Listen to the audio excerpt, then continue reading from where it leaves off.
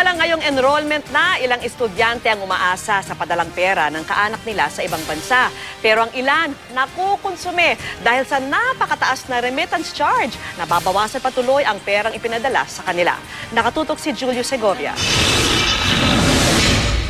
Sa biyenang nagtatrabaho sa ibang bansa, umaasa si Helen Tolentino sa pangmatrikula ng anak na magkokolehiyo sa pasukan.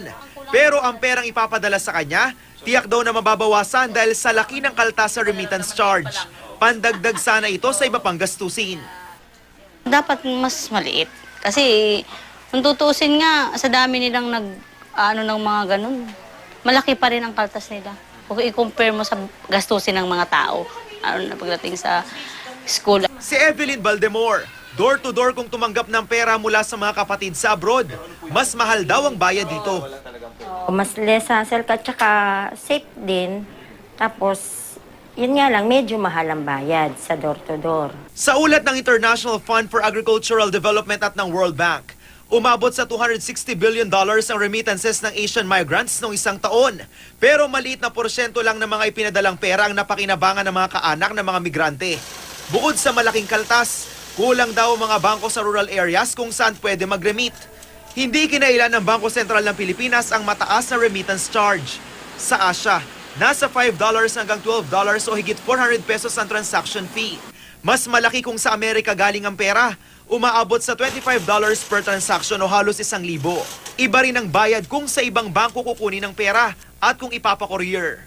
Yun yung mga nakamotor o kaya nakabisikleta, tapos idadalhin yun sa bahay ng recipient families. So mas mahal po yun kumpara? Mas mahal yun kasi ang ginagawa dyan, ang charge sa kanila mula sa 150 hanggang 550 pesos. So kung halimbawa, ang bangko mo iba kaysa sa bank A, okay?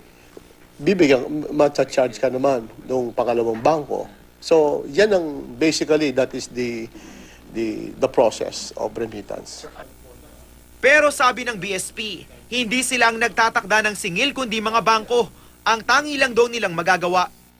Sinabi natin sa mga bangko, i-post nila yung kanilang remittance charges sa mga prominent places doon sa kanilang bank premises. So yung mga bangko, yung mga OFWs, may mapagpipilian sila doon sa ibang bansa, okay? Kahit na dito, okay?